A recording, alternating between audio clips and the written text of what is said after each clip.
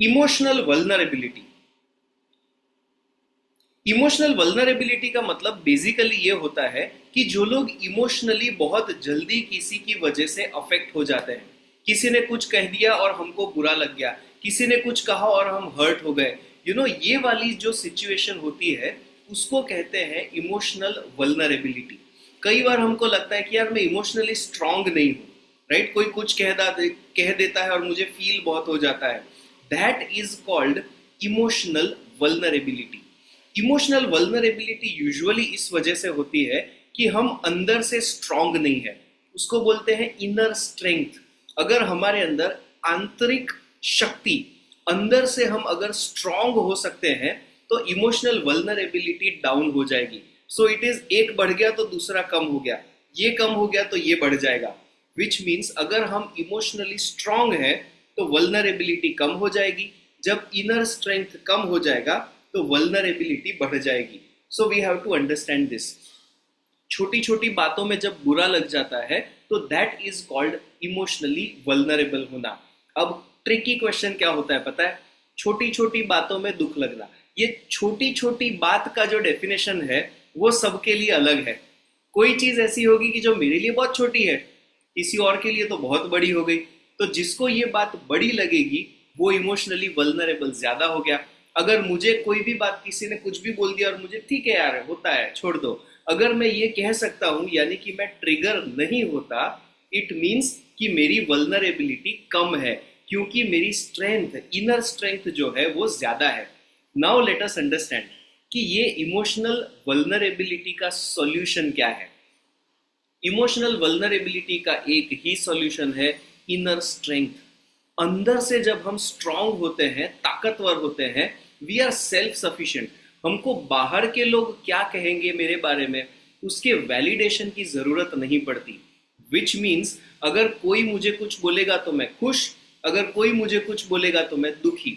ये फेज में हम नहीं रहेंगे। ओके? ये कब हो सकेगा? जब हम खुद सेल्फ सफिशिएंट है, हम खुद के लिए काफी हैं। ठीक है? कई वो मूवी में, कोई तो कौन सा मूवी है मुझे नहीं पता, बट उसमें एक डायलॉग है, मैं खुद के लिए काफी हूं, right? I am sufficient for my self, ऐसा एक डायलॉग है। सो that is called inner strength.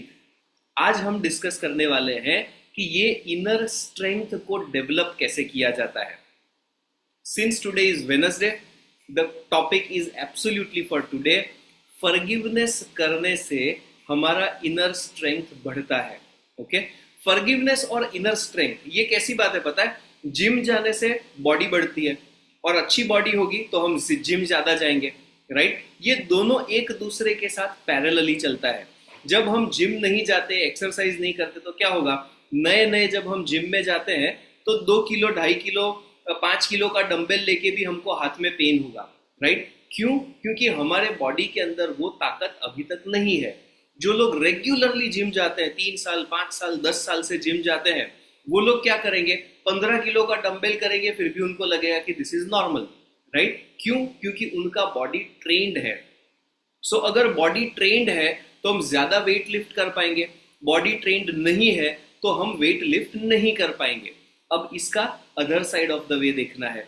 अगर हम छोटे ही सही, छोटे वेट से अपना एक्सरसाइज का शेड्यूल चालू करेंगे, डिसिप्लिन रखेंगे, रेगुलराइज करेंगे, तो कब 2.5 किलो से 15 किलो तक हमारा बॉडी वेट लिफ्ट करने का कैपेसिटी बढ़ जाएगा, वो सिर्फ मैटर ऑफ टाइम है। It is just matter of time कि हम कब 5 किलो से 15 किलो का वेट लिफ्टिंग कर पाएंगे, राइट? सो वेट ट्रेनिंग करके मसल्स बनते हैं, और जिसके मसल्स ज्यादा है वो लोग ज्यादा वेट उठा सकते हैं। This is the exact principle between inner strength and emotional vulnerability. Emotional vulnerability को हटाना है तो स्ट्रेंथ चाहिए, स्ट्रेंथ चाहिए तो स्ट्रेंथ होगा तो इमोशनल वल्नरेबिलिटी चला जाएगा। सॉल्यूशन सेम पॉइंट को हमें समझना है। फॉरगिवनेस अगर हम करेंगे तो इनर स्ट्रेंथ बढ़ेगा, और जैसे जैसे इनर स्ट्रेंथ बढ़ेगा हम लोग ज्यादा फॉरगिव कर पाएंगे। जो लोग स्ट्रांग नहीं है, ठीक है, जो लोग इमोशनली स्ट्रांग नहीं है वो लोग फॉरगिव नहीं कर पाएंगे, और उनके लिए मैं स्ट्रांग हूं ये वैलिडेट करने का एक ही रास्ता होता है, विच इज बदला लेना, रिवेंज लेना। So a person who wants to take revenge, हमें ये समझ लेना है कि ये इमोशनल स्ट्रेंथ नहीं है।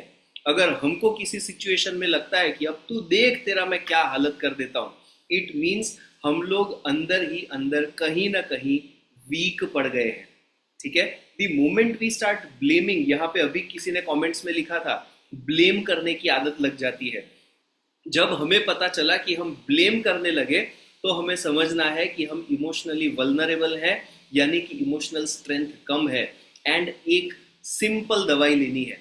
Only one medicine to increase emotional strength, inner strength, is to practise and internalise forgiveness. ठीक है, फॉरगिवनेस करना एक आदत हो जानी चाहिए। It should become our second nature. YPV में जब हम आगे पढ़ते हैं, अरहट योगा के लेवल तक जब हम पढ़ते हैं, तो वी आर टॉट कि ये फॉरगिवनेस को अपना सेकंड नेचर कैसे बनाना है। सेकंड नेचर मतलब क्या, कि इट इज वेरी नेचुरल। जैसे ब्रश करना is very natural for all of us. Brush नहीं करना ये हम सोच ही नहीं सकते कि ब्रश नहीं करना, ऐसे कैसे। सुबह की चाय कैसे पियेंगे अगर ब्रश नहीं किया तो, खाना कैसे खाएंगे अगर ब्रश नहीं किया तो। सो ब्रश करना इज वेरी नेचुरल।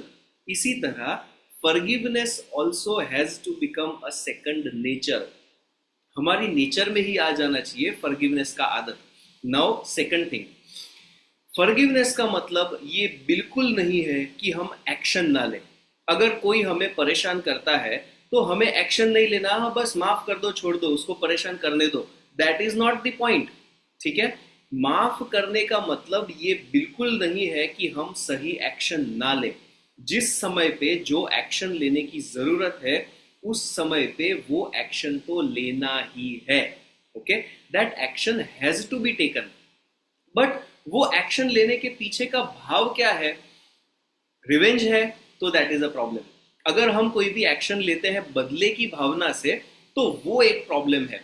बदला लेने का काम अपना नहीं है, उसने जो किया उसका फ्रूट उसको उसके क्या है स्पिरिचुअल जर्नी में आ जाएगा। हम लोग क्या करते हैं वो हमारी जर्नी में आएगा। So we have to remember, action लेना है but with a thought process कि भाई what is the right thing to do.